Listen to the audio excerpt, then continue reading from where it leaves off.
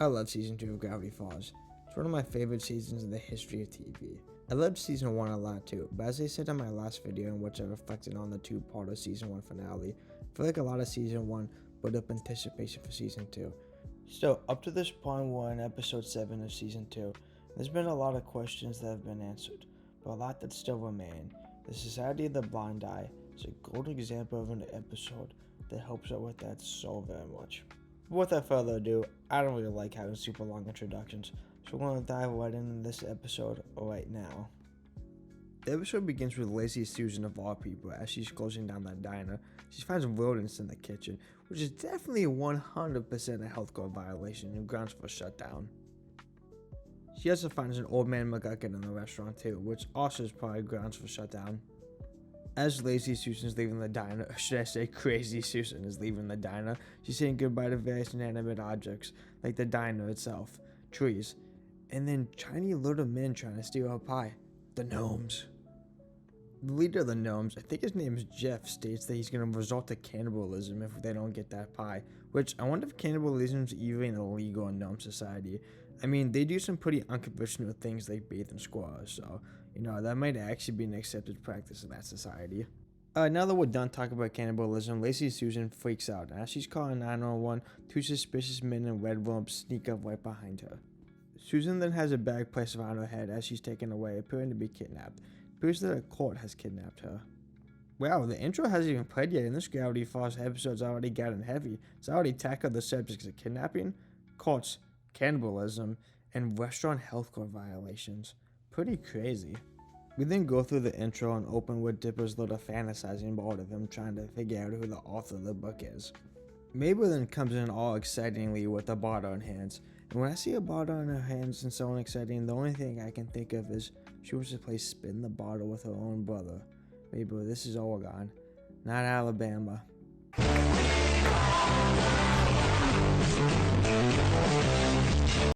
Oh wait, I gotta get my mind out of the gutter. That's just a letter from Momondo, the weird mermaid man dude, declaring that he has gotten engaged to the queen of the manatees.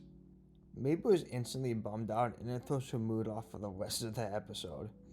Mabel then declares that Momondo is her newest failure in various failed summer romances that she had. Look at this elite list of summer romances that Mabel's had in front of us. It's quite clear that she is very attracted towards red flags.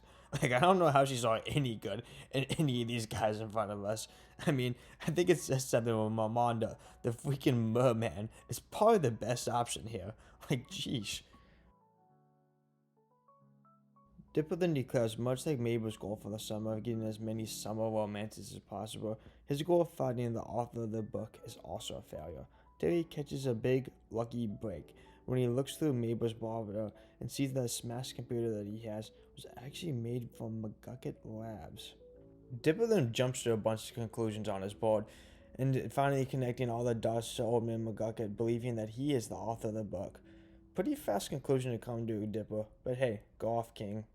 Meanwhile, Zeus and Wendy are actually working, and Zeus is jamming out to this sick new rap song that's out, Straight Blanching by Little Big Dog. Such a good song, man. I really like that song a lot. But then the kids barge in and ruin all of Zeus's fun and all of Wendy's misery to take them away from work, leaving Paul Stan with no employees and have to run the mystery shack all by himself. That's a writer if I've ever seen one. Walking out on work, not good.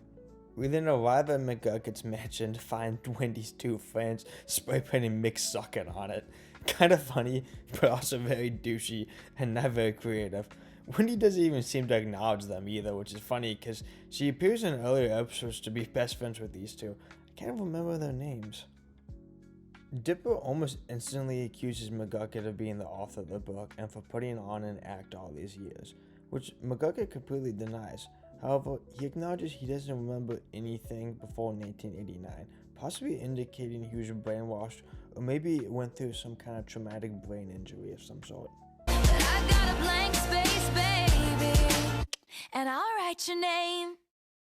Oh wait, my bad. It was definitely 1982, not 1989.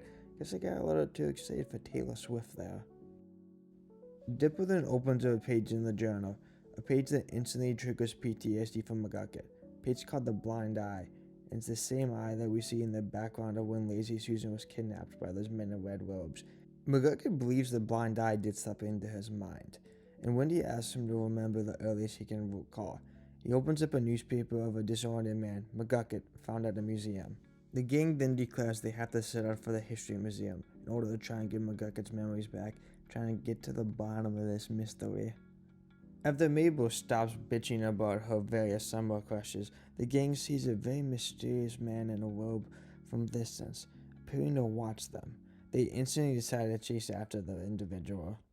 And in the great woods of Old Man McGucket, the man vanishified. Well, kettle my corn! He vanishified! Dipper then finds a secret passageway, while McGucket tries to invent his own Morse code-like language that no one else seems to even remotely understand. They then arrive at a card meeting, with Lazy Susan being strapped to a seat, and them demanding to know what secrets that she has seen. The robed men then shoot her with some kind of ray gun that makes her completely lose memory of seeing the gnomes in the first place. Man, this is heavy. This explains a lot of what's going on in Gravity Falls, that's for sure. Why no one seems to notice that it's a weird town. Everyone seems to go about their business regularly, despite the fact that there's all these mythical creatures that live in around the town. It all kind of is adding up as a result of this. McGucket and his tap language have some takes on this. Dipper then declares the group splits up, Scooby-Doo style. Mabel and Wendy will stand guard to make sure the roped guys don't come back, while Zeus, McGucket, and Dipper go and search for the Hall of Forgotten, where Lazy Susan's lost memories and everyone else's lost memories goes to. Meanwhile, the girls are being really productive, role-playing and talking about Mabel's various failed summer romances, and Mabel has a thought maybe she could just forget about all of it. She could use that ray gun to erase all of her memories of summer romances. Back to the boys who are actually being productive. They turn on a video of Robbie losing his memories from the time he got beat up by that, video game cartoon guy that Dipper sent on him. Makes sense why Robbie didn't really seem to hold much of a grudge for Dipper about it. He completely forgot about the whole situation. McGucket goes to grab his memories before an alarm starts going off, which in turn stopped Mabel from erasing all of her memories of summer romances, but everyone starts to freak out as something's happening. The red-robed dudes then reappear and capture all the kids, tying them up. Old Man McGucket weirdly escapes though. That man is very agile. Like, he's got the agile of some kind of animal. I mean, probably because he's been living with animals for decades. He's kind of started to pick up on some of their mannerisms. The Society of the Blind Eye then decides to reveal their identity to all the kids, knowing that they're probably going to erase their memories afterwards, never going to remember their identities. Man, this is a weird collection of some of the weirdest characters in town. Toby Determined, the guy that married a woodpecker, that really big buff chin guy, we got all those tattoos and stuff. This is a very interesting collection of people. They then go in depth on their history, stating the founder wanted to figure out a way to make everyone forget all the various creatures in Gravity Falls, because he didn't believe that there was any possible way to get rid of all the various creatures. He thought the next best solution was just to make them forget about it, which makes a lot of sense as to why all the people in Gravity Falls are very strange. Getting sniped by that ray gun their entire lives has to do a number on you. Makes sense why the town is full of such strange individuals. After Dipper argued with them about the morality of the whole thing, they grab the gun and are set to erase the entire summer memories for all the kids. They would forget everything that happened the entire summer. The kids are set to forget their entire summer. That is until Old Man McGucket comes up clutch and saves the day. And he has weapons too. The two groups end up in a pretty entertaining fight that results in a lot of tossing around the ray gun and McGucket's memories, the two things both sides were vying for. It once again appears the Society has the upper hand, as the leader once again has the ray gun in his hands, set to erase the summer from the kids again. It is until McGucket jumps right in front of the ray gun, takes a bullet for the kids, takes another one, and takes another one. It appears he's numb to this, as if he's done this his entire life. McGucket yet again saves the day, and this time the roles are reversed. The kids now have the blind eye tied up. They are set to remove their entire memories of the blind eye, effectively eliminating the entire society. The Society of the Blind Eye's memories are now all gone. The society is effectively gone. Now we're going to see Old Man McGucket's memories, and this right here, this is about ready to get real. McGuck gets at first hesitant to watch the video, but they turn it on and they watch it, only to find that he's the one that invented the little ray gun that erases people's memories. He goes on to abuse the gun, using it for every tiny little inconvenience he has, every tiny little memory he wants to forget, and it gradually drives him to madness, insanity. This right here, this is sad to watch, because this video initially shows McGuck as a very intelligent and sharp guy. This truly is extremely tragic and tells us a lot about McGucket's character, but I want to wait until the very ending of the video before I dive into a full-on analysis of it. Despite watching a pretty horrifying video and seeing that he was the founder of the Blind Eye Society, McGucket is surprisingly happy and optimistic. He's happy to know who he once was, wants to get his life back on track, and he's optimistic for himself. Dipper is also very excited, seeing in the video that McGucket at one point worked with the author of the books. However, McGucket cannot recall that memory at this point, but he's determined to get it back. And Dipper's pretty happy. Mabel decides that she doesn't want to erase her memory from all the past summer romances she had, and the gang sets off and the episode ends. As I mentioned earlier, we got a huge revelation in this episode, where we finally know why no one seems to understand that there's all these creatures that live in Gravity Falls. I mean, no one acknowledges it at all, and no one really seems overly affected by it. I mean, the twins know about it, Zeus knows about it, Wendy knows about it, Coco Stan knows about it. It's really the core characters that seem to understand what's going on in Gravity Falls. Whereas all the side characters, they don't seem to notice. They seem very naive to everything. I mean, dare I say, they seem blind to everything. Now we know exactly why. This was kind of a huge hole in the Gravity Falls universe and our understanding of it. How did everyone just go on their lives every day and not question everything that was happening around them? Everything weird, everything suspicious. We now know they were being kidnapped and essentially brainwashed by some of the weirdest characters in the show. Speaking of side characters, we should have learned a hell of a lot about Old Man McGucket in this episode. Up to this point, McGucket was largely comic relief. We don't really even know that much about him. I mean, we know he's the local crazy homeless guy. That's a given. We know he's got a very strained relationship with his son. And most of all, we know he's very technically sound.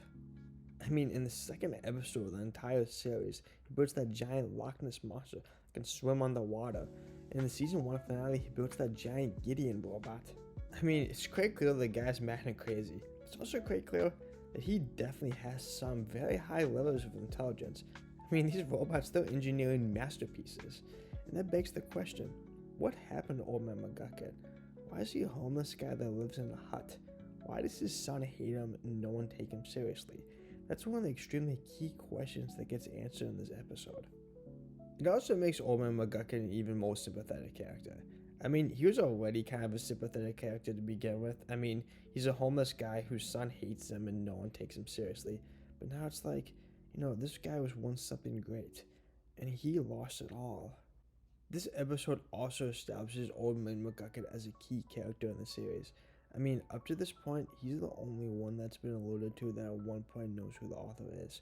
He's one of the keys to figuring out who the author is, figuring out all the secrets to Gravity Falls and all the mysteries around it. McGucket really did go from being a silly little side character who we love to laugh at to being one of the most important characters in the entire series in just one episode. Thank you so much to everyone for watching, and please don't forget to like and subscribe for more. I definitely want to come out with more Gravity Falls content if you all are interested in it. Thank you so much.